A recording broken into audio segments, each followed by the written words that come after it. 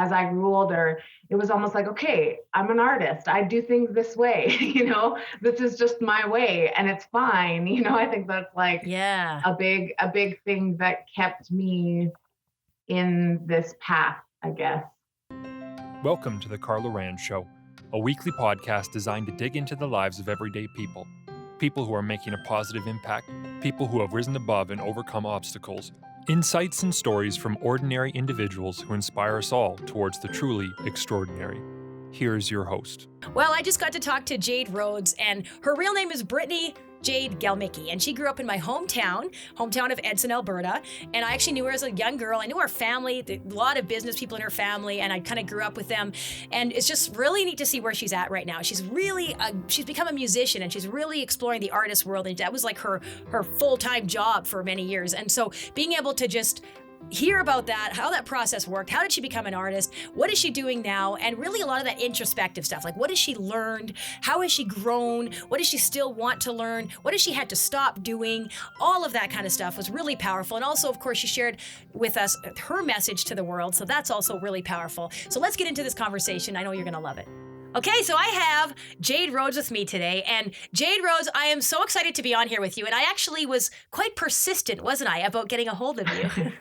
You were, yeah. Yeah, I really want to talk to you. So Jade Roads, that's your artist name, but your real name is Brittany Galmicki. And so you actually grew up in my hometown. In fact, I knew you a little bit as a little girl and know your family and all that. So it's really, really neat to be able to connect with you here. Cause we sort of grew up and then you kind of went, I don't know, all over the place, traveling, went to Mexico, went like nuts. And I just kind of did my thing, got my education, got schooling, whatever. And then we're both fairly close, but you're like in the city, you're in Edmonton. So just a little bit further east of me. But anyways, welcome to the Carla Rand Show. I'm really happy to have you here, Jade. You're welcome. So let's get into your story first. So you're a musician, you have a job, you've got stuff going on, and we'll kind of talk about that later, especially the music piece. But let's talk first about like a little bit of context. So you grew up in Edson. Can you tell us a bit about like your schooling, your family, just kind of some context for everybody? Sure. So grew up in Edson, lived there throughout until high school, basically. So, yeah. How was school for you? Did you do good in school? Were you an academic? I did pretty well in school. I always was stronger in the social studies, language arts. Those were like my solid ones. Less solid ones were math and science. Maybe gym. Been working on that. Good, yeah. Well, I always loved gym, but I didn't like math. I didn't really like science either. I liked the labs because we got to just go like play around in the lab, and we were supposed to be. The labs were okay. Not the chemistry labs so much, but I liked the that part I guess I liked about science, but not so much. So what's your how would you describe yourself, Jade? What's your personality? Can you tell me a little bit about that? Yeah, what's my personality? I guess I'm what you might consider an introverted extrovert. Okay. I get a lot out of connection and exchange. I enjoy being around people, but at the same time, crowds sometimes can be too much for me and I need alone time. Mm-hmm. So, it's an interesting, I'm like a walking contradiction. How has COVID affected that? I think it's kind of solidified that idea for me that I'm okay. I'm okay without all the people all the time. Mm-hmm. But yeah, it's also, I mean, especially with the music and not having audiences and not kind of having the casual exchanges on the bus and just in passing. Mm-hmm. I definitely feel like that connection piece is lost. So I think, COVID has just kind of helped solidify that I need both. Mm-hmm. And I'm definitely missing a bit of the piece of connection. Yeah. Yeah, me too. Totally, totally me too. I feel your pain, Jade. And you're used to like Right. performing in front of people doing your music, right? And now you get to perform in front of a little screen now and then, to like Facebook or to, some kind of Facebook group or Zoom or whatever. It's not quite the same, is it? It's not quite the same, no. I mean, it's kind of exciting because you get to see um, people engage a little differently because they can, right? So if they have like a chat option and stuff, I actually really love that about this new way, Mm-hmm. because I actually get to engage a little bit more on a one-on-one level with these people if they're, if the audience members are engaging and maybe something from a song, a lyric from a song resonates with them and they mention it in the chat. It's kind of like there's different kind of feedback on the live platform. So I'm realizing that I really enjoy that part. And I guess it's always about like reframing, right? You can't just like wallow in the things that you don't have. You got to acknowledge the things that you do.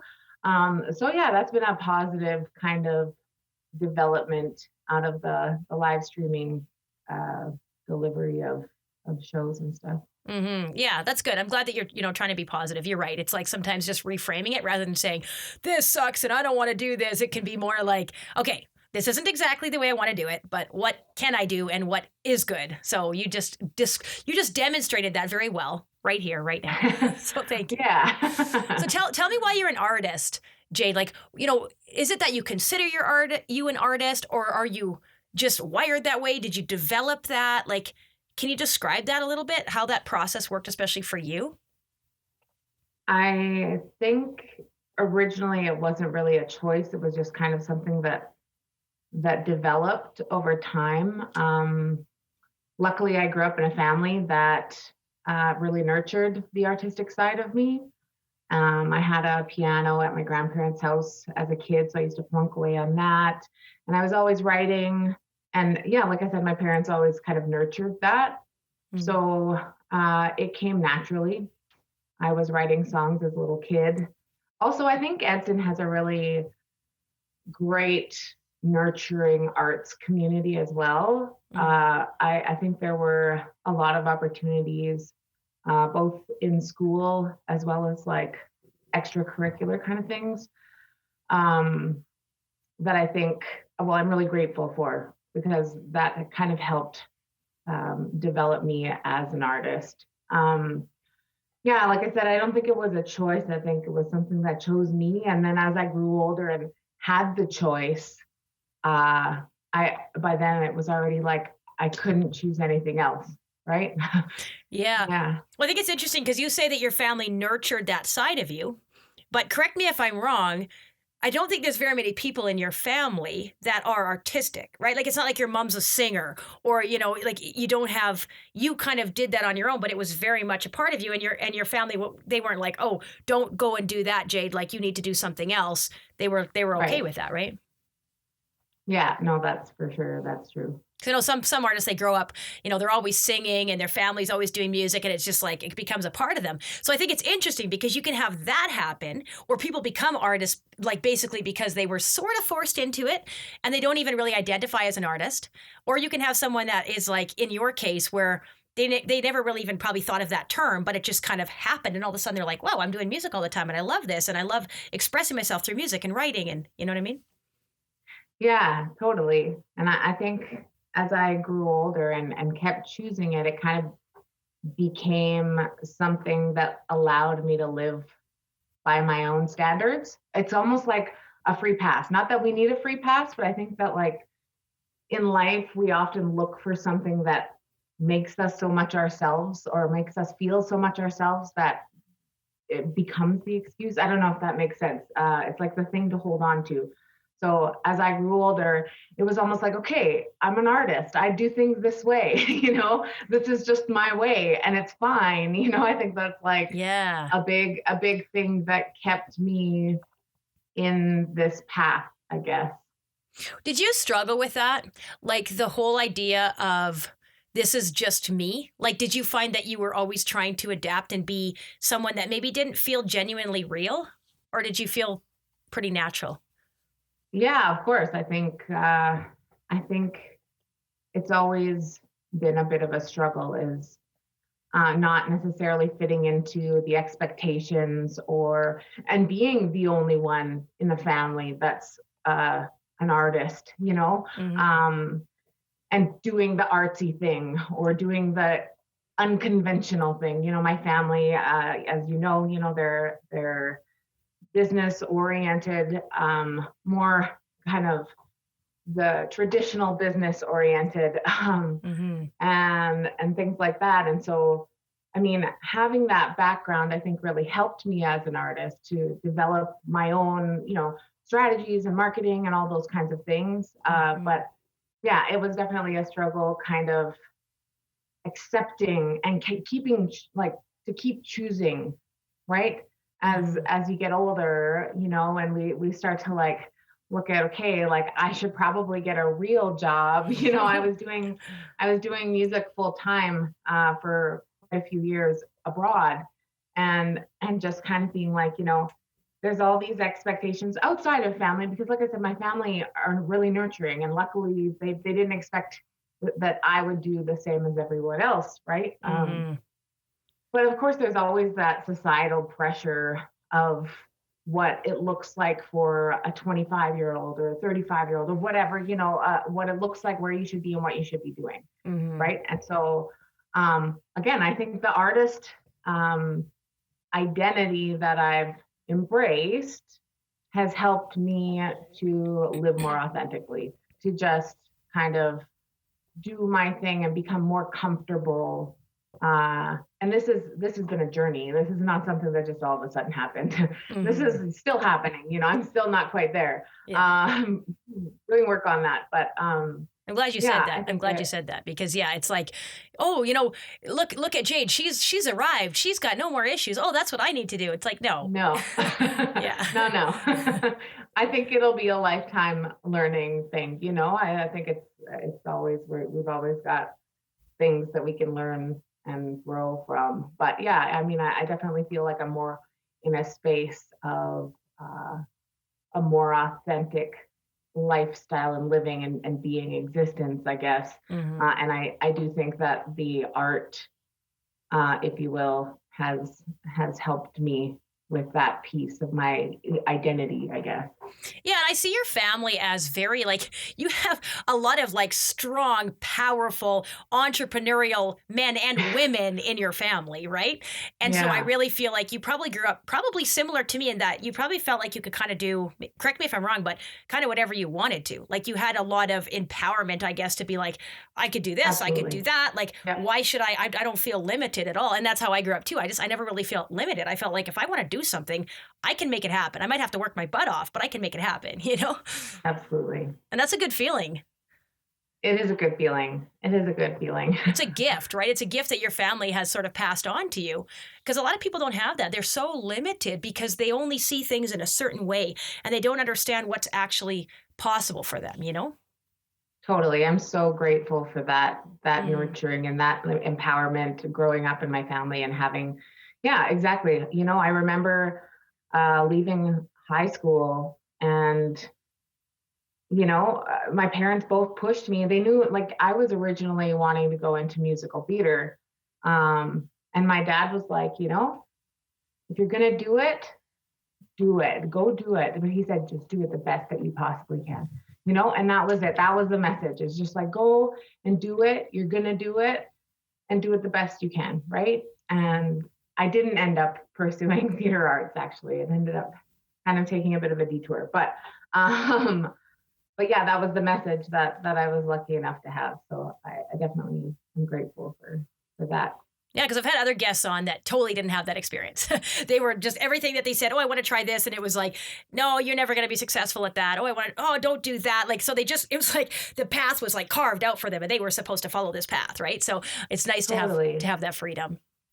Yeah. I think my mom growing up, when she was kind of, pursuing or thinking about what she wanted to pursue, she had more artistic she leaned more towards an artistic side. And I think it was kind of more I don't think that that's like the best way. I was probably actually more like, you're not doing that, you're doing this.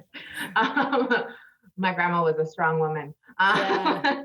But my mom, I think, took that and grew from it, and also, made sure that my sister and I felt, confident and comfortable in whatever it was we were pursuing. And of course, like I said, my dad helped with that as well.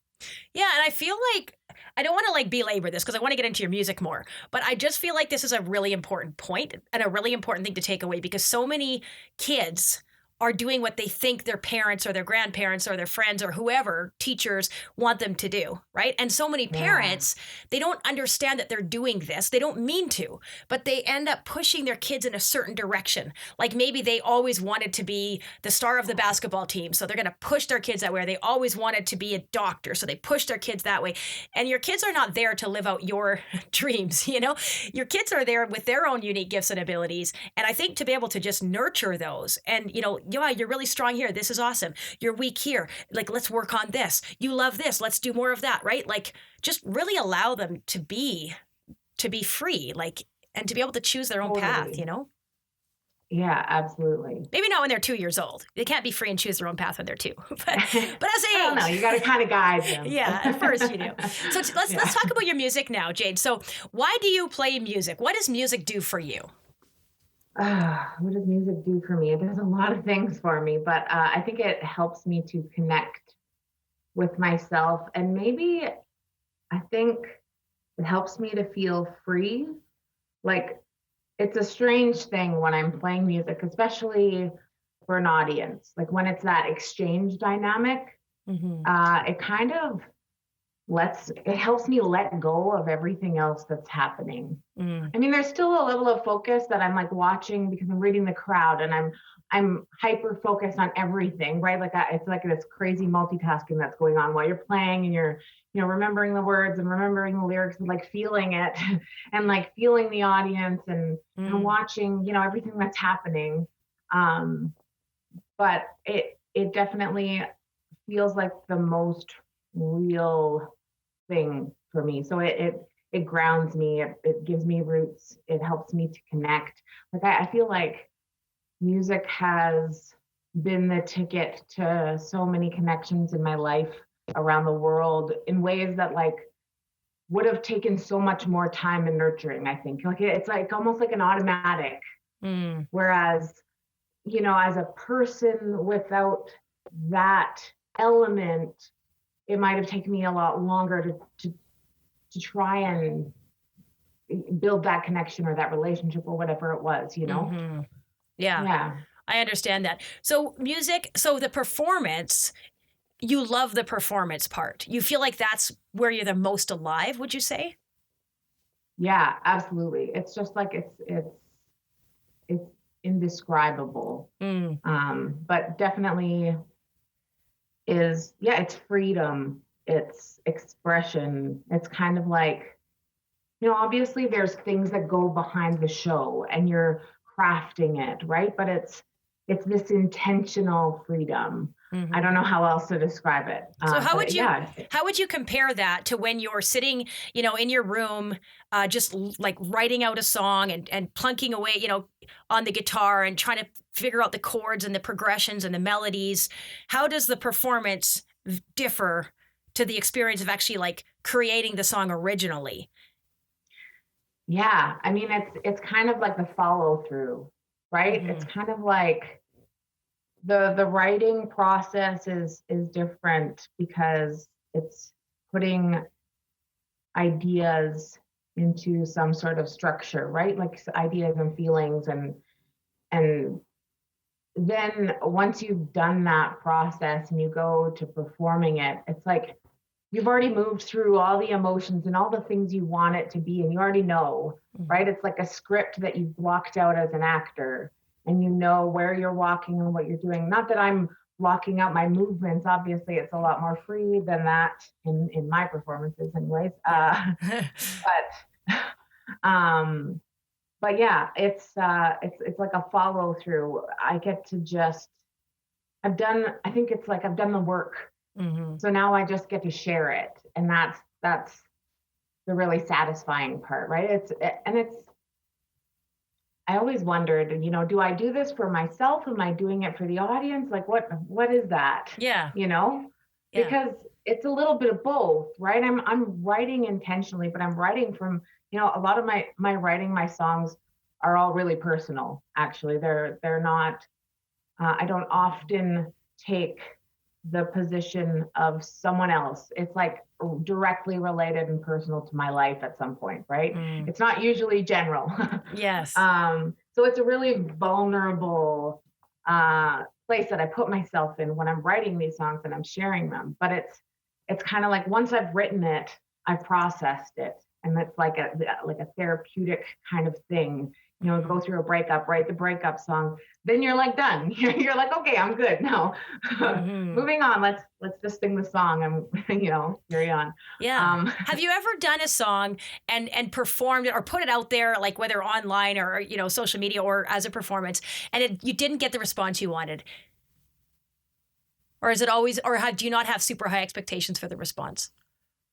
I don't know. It's like I said, it is a super vulnerable place to be when you share something so deep from you like something so personal, I guess. Yeah. I don't know that I've ever gotten a response that wasn't what I expected or something particularly unexpected, but yeah. So you're always when you put it out there, you always find it satisfying. You never put it out there and then you're like, oh, I shouldn't have put this out there because this was my heart and I got this bad feedback or whatever. No. Sometimes I get a little bit funny about it's the perfectionist in me. I'm working on that also. It's not a productive part of my personality, but it's been conditioned for a long time and I let it go. So anyways, the perfectionist in me questions at what point do I share it. So like that's a part that I struggle with. So I sometimes share it and I think I've shared it too early, and then I'm like, oh, like I haven't even done all the arrangements and all of this and all of that. But the work that I've been doing to kind of let go and not strive for perfection is sharing early and actually letting go without that need to like, I need to have a finished product and it needs to be perfect before I share it, because I have so many songs, and why should I, keep them for myself when I can share them and maybe they resonate with someone and maybe they don't. And I mean, that's fine too, and I think that answers my question is it's not for everybody else. It is for me. It's like, it's that exchange, right? And if someone feels it, then great. And if they don't, well, that's cool too, Yeah. And I think always I think it's really powerful when you can do, music or some sort of creative process in order to get your emotions out. Because when you sing a song about some sappy thing or some really horrific feelings and thoughts, I've shared some creative writing you can get away with so much more. If you went and talked it through and told somebody, they might be like, oh, you're a mess. But if you put it in a creative way, they're like, oh, that was beautiful. You know what I'm saying? Totally. Yeah. Yeah. I love that. So what have you discovered about yourself? So you discovered that you're a perfectionist. And I'm a perfectionist too, but I'm a recovering perfectionist. I'm no longer consider myself a perfectionist. And I love what you said. And I think this is really powerful for people to hear, because there's probably a ton of artists right now that are listening, or they know somebody. They're listening right now and they're like, oh yeah, I've got all this artwork, or, but I don't want to put it out there because it's not perfect yet, So you've discovered that about yourself. And I think people need to just get over the perfectionist, just take imperfect action, get some stuff out there. And honestly, you're not really going to know what people want, what's going to resonate with them, how best to do it until you just start doing it. And then you can start perfecting. I don't even want to say perfecting, but you can start, improving and growing. Yeah. Yeah, totally. So what else have you discovered about yourself over because I know you, when I was chatting with you, I understood that you reflect, you do a lot of reflecting, and that's for you to kind of just grow and learn. So what have you learned about yourself? So you learned you're a perfectionist. Anything else? And you don't have to share everything, but just whatever you want to share. Yeah, I've discovered that I like to do things the hard way. That's like, I think, I think that comes from my, I don't know, I guess I'm drawn to challenge. I like challenge. I like a good challenge. I like to like prove that I can, you Hmm. know? Um, and I think I do things the hard way to get the lesson, right? Like, even if I don't hit the mark, I've tried and I'm showing up for myself, and it's just like the same thing as the process of doing the songs and the videos and sharing. At what point it's like sometimes I take the harder route to get the lesson to be able to do it next time or at some point, like I don't Hmm. know how to describe it, but I think I don't I've learned about myself that I don't take the safest route. Like, Yes. and sometimes it's not always a good thing. Sometimes, I have friends that, and I think this also goes to along with like my lifestyle of traveling and living out of a backpack for a long time and not having things. So being resourceful, working with what I've got and being fine with it, Hmm. reframing and being like, this is totally fine. Yes. I can do this with these tools, even though they're not ideal. Right. Hmm. But I'm learning that also it's okay to change the tools as necessary. And Yes. that, it's good to risk and not take the safest route because I think I just truly believe that everything that's worth exploring is kind of on the other side of that fear that you might have and that the risk is worth it. Yes. Um, yeah. Yeah, everything you just Yeah. said, I'm the same way. I'm totally the same way. I do things the hard way. I want to learn as much lessons. It's like I feel like I'm squeezing the sponge all the time. Like, what? How many lessons can I get out of this mistake? Or how much? I What can I know, learn? right? How risky can I be here before I crash? Like just always Yeah. trying to push the limits. But I think too, like you just said there, you're pushing the limits. But you just said that you went backpacking. I know that you lived in Mexico. You were doing music. You've traveled around. You've done all of these things, and I think it's so important. Like we learn more about ourselves when we push ourselves out of those comfort zones, right? And so, Yeah. so are there other ways that you've pushed yourself out of your comfort zone? I mean, obviously, the first time you performed was probably a huge pushing yourself out of your comfort zone, even, right? Oh, for sure. Like, I think the first time, I don't even really remember. The first time I performed was probably in a musical theater performance in elementary school. I remember like I sang in my bedroom, but I didn't sing in front of people. I was shy as a kid. I was shy. It took everything my parents had to like it like push and push that voice inside of me to be like louder in every way, right? Not just in like in the way of singing, but like speaking up for myself and others and just like being less Hmm. hiding and observing. And I'm still really an observer. I like to kind of assess situations before I start engaging, right? I like Hmm. to kind of do that. But I remember starting, um, I got a big role in grade 6, and I was so terrified in rehearsals. I wanted to, like, I didn't want to sing loudly. I was just kind of like singing, Hmm. quiet. And they were like, they said, Brittany, you gotta sing louder. You gotta, you know, you gotta pretend like you're on stage. Right. And I'm like, oh, but I'm not on stage. And when I'm on stage, I'll be great. I swear. But like, I was so terrified. And then I remember a teacher walking by when I finally was like, okay, I'll try, and a teacher walked by and mentioned like, oh, you've got a great voice. And I was like, oh, really? Yeah. Like, okay. So it's not just me in my bedroom thinking that I might have a chance, like obviously there's a reason you get the parts and stuff, but like, we all question ourselves and get stuck in that loop of, well, I don't, the imposter syndrome, like I got it, but I don't deserve it. Right. Right. Totally. Yeah. So Like I haven't really made it. Like I'm really not that great, guys. Yeah. yeah. Yeah. Yeah. So that was a big push. I think that was like one of the most memorable times of like starting to get out of the comfort zone and doing the things that seems super scary. Hmm. Um, Yeah. Yeah. And you know that I've done music, right? Like I studied music and I sang and I did all that kind of stuff. And so I'm always kind of interested when I hear people sing. I'm always like, kind of evaluating their voice and just kind of like not in like a judgmental way, but just a really curious way. And so when I came Yeah. across probably the first time that I heard you sing, it was probably your mom or your aunt or somebody was sharing it on Facebook. Okay. And so Yeah. I was like, that's really good.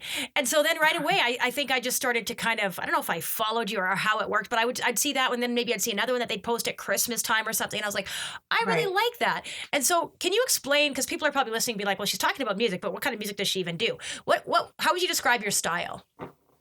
Oof, this is this is such a hard question for me, and it's been probably one of the hardest things as an artist, with that freedom that you have as an artist, making it a marketable product. And as I worked with a production company in Mexico, and just like started to make a business of it, that was the hardest thing that I had to answer. So, okay, I don't have You're on the spot a here, cut and Jade. dried one. I know. That's okay.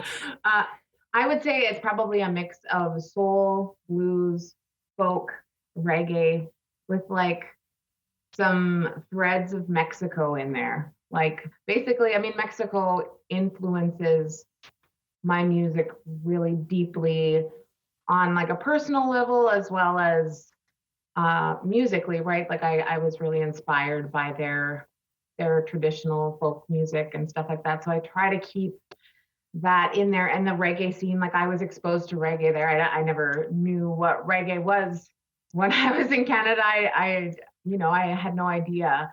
And so I was exposed to the reggae culture and stuff like that in Mexico. So I think there's a lot of that influence that I would not want to leave out when I'm describing my style. Yeah. But to describe it in a few words, impossible. Yeah. Would you ever say swing? Like, has anybody said your music's kind of like swing? Because a few of the Yeah. songs, it had that swing beat at least, but maybe that could be kind of Yeah. categorized in the other genres. And again, genres are so crazy because there's so much overlap. And it's, you know what I mean? Yeah. I know it's so hard to be like to fit yourself into a box that way, because and again, I think that like goes along with who I am and why I'm an artist. That whole freedom of Yeah. just being, and then I have to I have to decide though. But yeah. I think. Oh, sorry. Go ahead. I think swing. I mean, I think there's elements of everything. I think it's kind of transcends genres. If I could, say one thing about it. Yeah. We should tell the listeners, now they're all going to be curious. So listeners, you go and listen to Jade's music and then you tell us what you think it is. Does it fit into a certain that would category? be helpful. Tell her what you think it sounds like. Describe it as? Yeah, that would be good. That would be helpful. So what have you stopped doing in your life, Jade? So we kind of talked about the things that you'd kind of learned, things that you discovered about yourself. What have you stopped doing? I mean, we talked about the perfectionist thing a little bit. So you probably stopped, trying to stop yourself from being too much a perfectionist. What are some other things that you've stopped doing in your life because they just haven't really served you? Yeah, I would say I have stopped giving myself away so freely. I think I used to be so open and so, and I'm still open, but I'm a lot more selective at this time in my life about where I spend my energy and with who. And I think also COVID has really made that more prominent. Like it's kind of honed that skill for me, because of course there's safety involved now too, right? There's different things that you got to think about, but I'm not gonna go that direction. I'm thinking more along the lines of like the energy that I spend. I try to reserve more for me.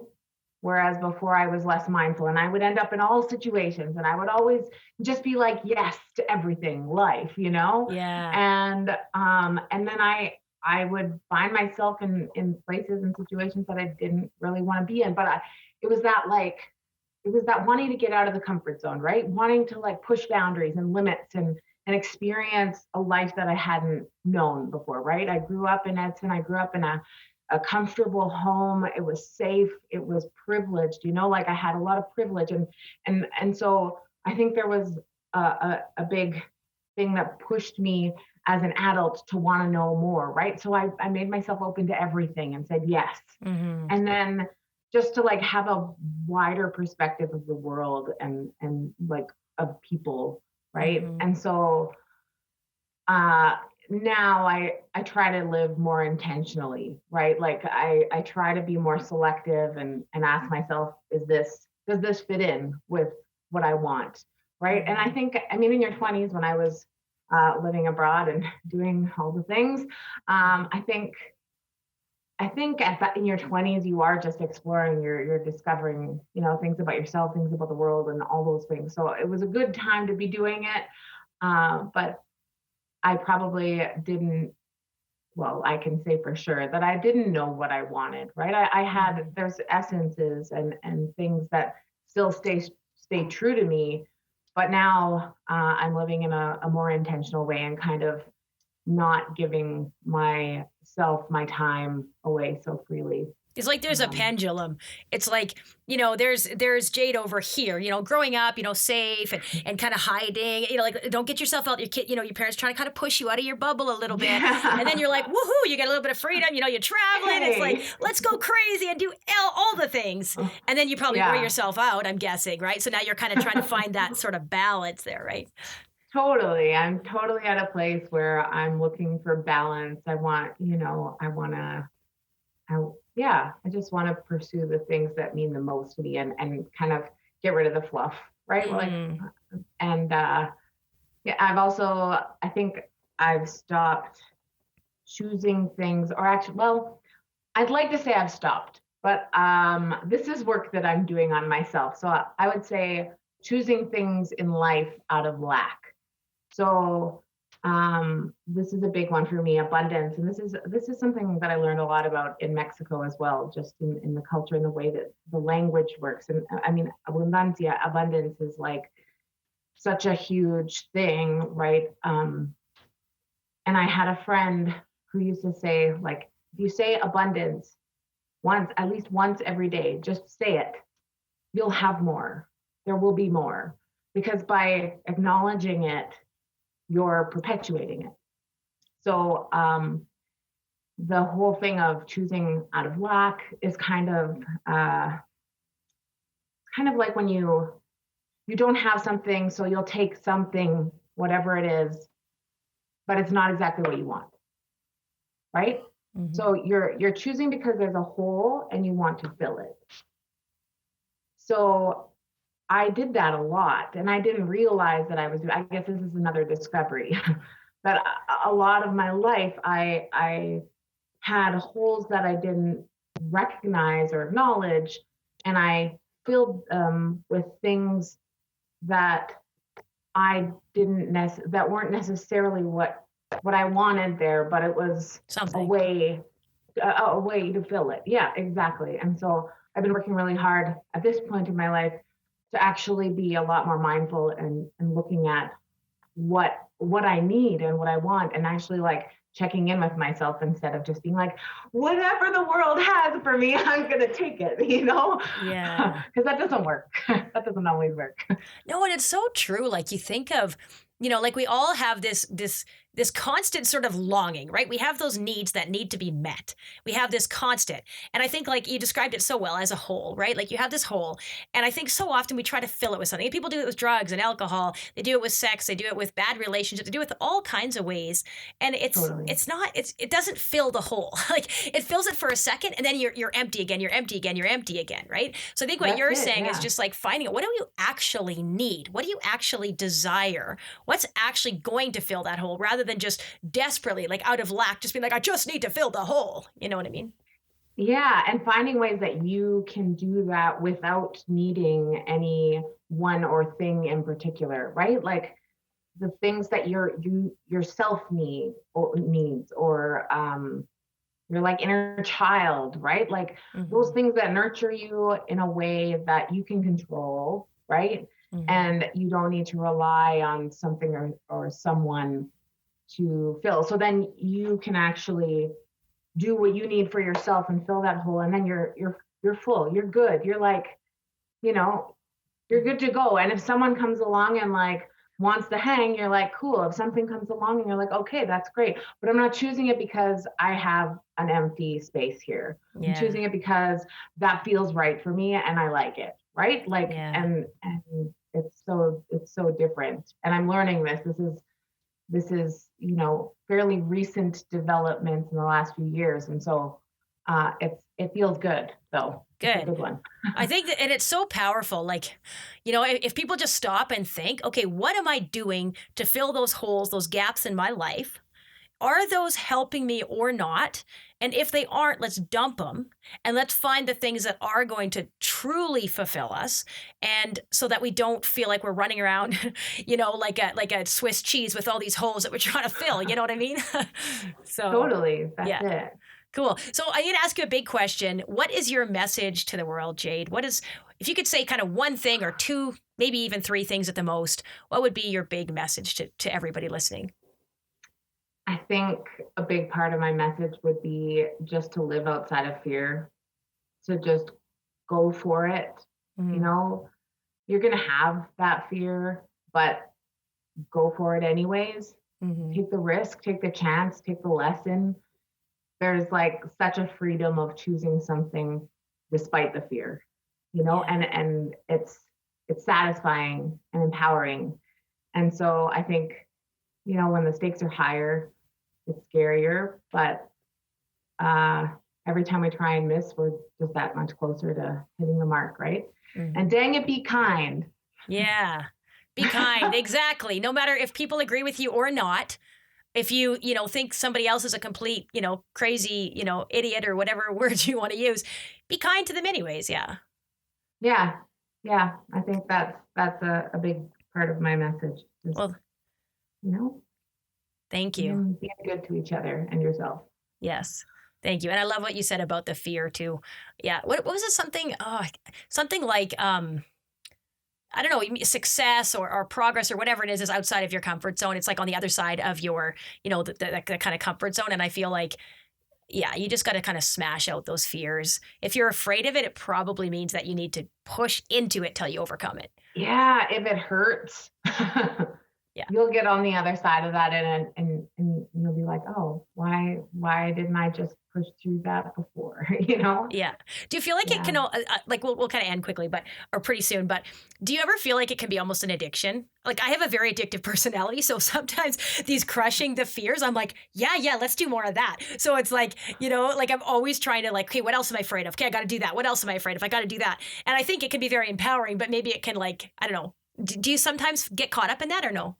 Totally. I think Okay. that could be a way of distracting sometimes. That I recognize that in myself, right? I'm like, okay, Yeah. challenges, fill in the spaces, the empty spaces, because that keeps me busy. And being busy means that I'm being productive, and productive means I'm doing the things. But it's but there's also something to be said for that space and that quiet and that stillness of not doing, right? I think the last year with COVID and everything has been a really introspective time for me to realize that I did that. I distracted, and all these things that used to be there to help distract me and give me the challenges, right? I want to do this and I'm going to do that and I'm going to check this off the list and I'm going to do the things. And it has to do with my music as well, the hustle and it's been so quiet and it's hard, right? Obviously it's hard as an artist in this time with not having that outlet and that platform be the same. But it's also it's like this quiet is so important as part of the process because we don't have the distractions that we once did. And I mean, obviously we can find them. We can make them up if we want to. Yeah. We can find them. Yeah, you're right. Like you and me, we can find them. Yeah. Totally. But yeah. Good. Yeah. That's good. Yeah, I love that. And you're so right? Like anything, it can be good, but sometimes, going too far cannot be good. And I agree. This year has been, a really crazy year for me, but just a good time of self-reflection and trying to figure out, okay, what makes me tick? Why do I do the things that I do? What illegitimate things am I using to try to fill those holes? And how can I just, it sounds so cliche, but sort of be the best version of myself, right? Like ultimately. Totally. Yeah. So. Yeah. Cool. Well, where do people go to find you, Jade? If they want to learn more about your music or just like learn more about you, where would they go? Yeah, so I have a few different places you can find me. I have an EP called Tapestry on Spotify and Apple Music and all the places. You can just Google it, Tapestry Jade Roads. Um, and you can connect with me on Instagram at Jade Roads. I post videos and random things and adventures on there, and Facebook as Jade Roads Music. And I have a website also that probably doesn't get as much action as it should these days, but it's www.jaderoads.com. Nice. Well, thank you so much for sharing all this. And yeah, go check out Jade's music. She's very good. And I would love sometime to do like, have you come and do a concert or something. Maybe we can like figure that out in the future when some of this stuff is. Yeah, that'd be awesome. All right. Well, thanks so much, Jade. Appreciate this conversation. Yeah. Thanks for having me, Carla. You're welcome. This episode is brought to you by my company, Power Fitness Online. We are a tight-knit fitness community, and we guide you every step of the way to get fit and stay fit through our live workouts, nutrition coaching, and incredible support team. Go to powerfitnessedson.com to learn more. Thank you for tuning into the podcast today. If you enjoyed it, please leave a positive review on Spotify, Stitcher, Apple Music, or wherever you're listening. And if you're watching on Facebook or YouTube, I would love to see your comments. I would love to know what you think about this episode and interact with you. I love hearing from you. Once again, I'm Carla Rand, and this is The Carla Rand Show, and I can't wait to see you next week for our next episode.